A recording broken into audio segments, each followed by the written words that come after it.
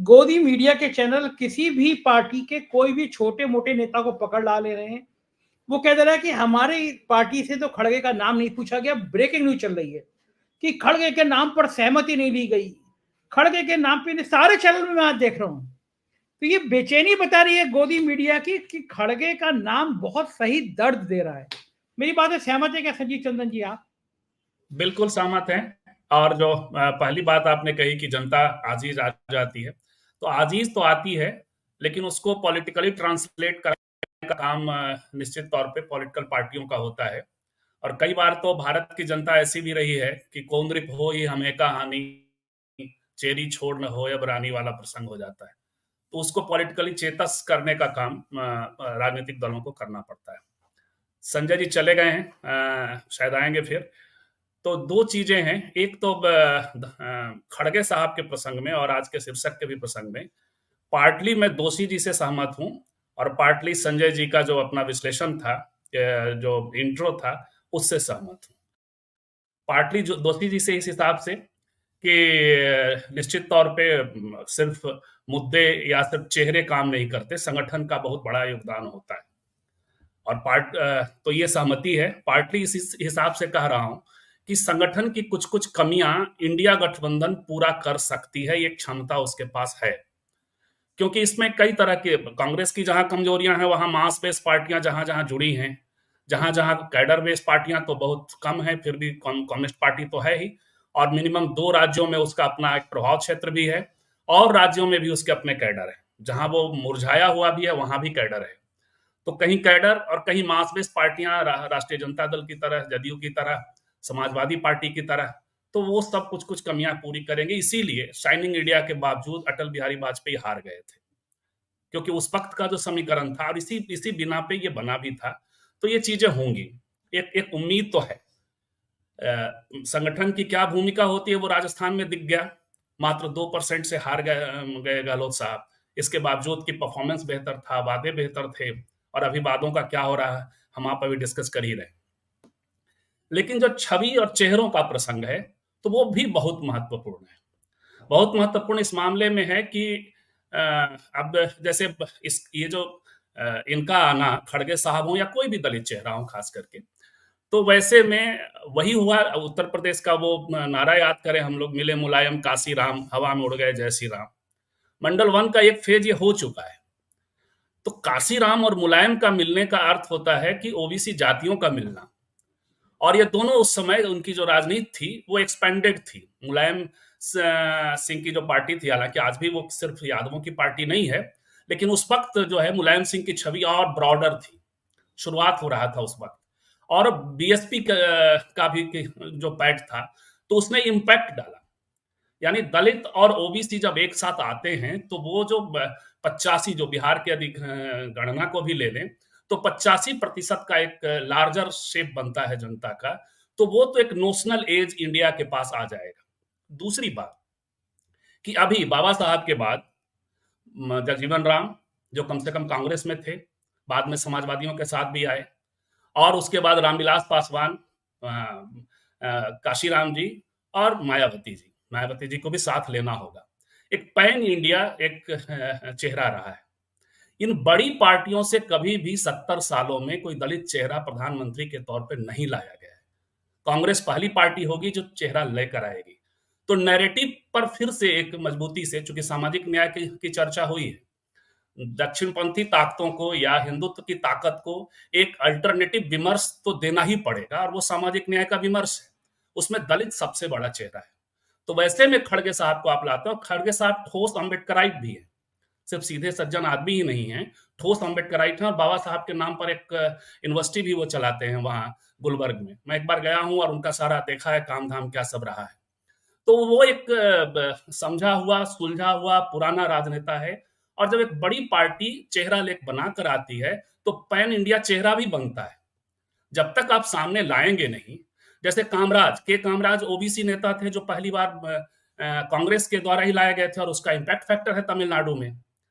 तो आप अब चर्चा में आया कि के कामराज ओबीसी थे, बहुत सारे लोग नहीं जानते थे। तो चीजें जब चर्चाओं में आती हैं, डिस्कोर्स में आता है, तो एक असर भी पैदा करता है। इस लिहाज से भी मुझे लगता है कि ये चेहरा बहुत महत्वपूर्ण होने वाला है। एक तीसरी बात है, जब इंडिया गठबंधन का शेप खड़ा हुआ संजय जी, तो उसमें ज्यादातर ओबीसी के लोग थे। दलित चेहरे जो है वो इंडिया गठबंधन से बाहर है। जो अभी तो पैन इंडिया कोई जो हमने पहले कहा आपके आने के पहले कि पैन इंडिया कोई चेहरा है नहीं, लेकिन अपने अपने पॉकेट के बड़े चेहरे कुछ कुछ हैं। जैसे रामदास आठवले उधर ही है, जीतन राम मांझी बिहार से उधर ही है, प्रकाश अंबेडकर को अभी तक इंडिया गठबंधन ने नहीं जोड़ा है, जोड़ नहीं पा, तो कोई चेहरा नहीं है। ऐसे में खड़गे साहब का होना, जो भाजपा का अपना एजेंडा होगा कि कोई दलित नहीं है और दलित तो वो एक सीधे पीएम उम्मीदवार के तौर पे उनका होना बहुत मायने रखता है। तो मुझे लगता है कि पार्टली इसलिए मैं संजय जी से सहमत हूं कि ये आकर एक नरेशन बनाएगा और सामाजिक न्याय में सबसे हाशिए के व्यक्ति को पहली बार 70 साल में यदि एक कुर्सी पे का उम्मीदवार बनाया जाता है, सबसे टॉप पोस्ट का उम्मीदवार बनाया जाता है, तो उसका असर नीचे तक जाएगा। और दूसरा प्रसंग जो दोषी जी आपका है कि उसके लिए कांग्रेस को सबसे पहले अपने स्ट्रक्चर पे काम तो करना होगा, लेकिन इसका समय नहीं है। अब समय गया, 24 के पहले चीजें करनी है। उसकी भारपाई इंडिया गठबंधन के दूसरे दलों के द्वारा, जो मास बेस पार्टियां हैं और जो कैडर बेस पार्टियां हैं, उनके द्वारा करना होगा। उसमें अंतिम स्ट्रेटजी मेरी ओर से मैं कहना चाहूंगा कि एक चेहरा हो, सहमति देर सवेर लोगों की बनाई जाए। उस पर निश्चित तौर पे बहुत मुश्किल होगी सहमति बनाने में, एक जो खास करके समाज यूपी से भी दिक्कतें आ सकती है, लेकिन सबसे ज्यादा इंपैक्ट भी यूपी पर पड़ेगा। फिर से मिले मुलायम, काशी राम हवा में उड़ गए, जय श्री राम का ये फेज 2 हो जाएगा।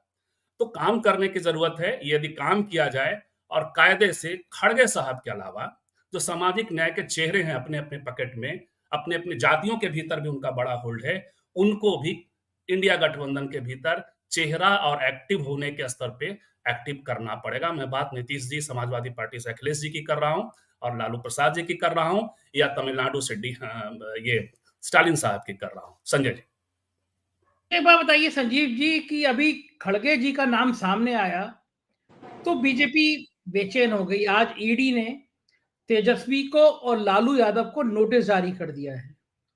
क्या परेशानी है इनकी? क्या बेचैनी है बीजेपी की कि चुनाव से पहले हवालात के अंदर ही पहुंचा दो नेताओं को? ना नौमन तेल होगा, ना राधा नाचेगी। लालू जी तेजस्वी जेल चले जाएंगे तो मुद्दा ही खत्म हो जाएगा। ये तोते में प्राण अटका हुआ है बीजेपी का। तो वो ऐसा नहीं है कि वो इनको जेल तो नहीं भेजेगी। लालू जी को खास करके विलेनाइज करके एक काउंटर इमेज बनाने की कोशिश होती है मोदी के बरक्स, मोदी ईमानदार और एक बेईमान इधर इंडिया गठबंधन में बेईमान लोगों का। तो ये तो होगा नहीं, लेकिन ये लगातार न सिर्फ लालू जी और तेजस्वी जी के प्रति जो हुआ, जो ईडी का सम्मन आया है, बल्कि तमाम नेता, अरविंद केजरीवाल के खिलाफ भी आया।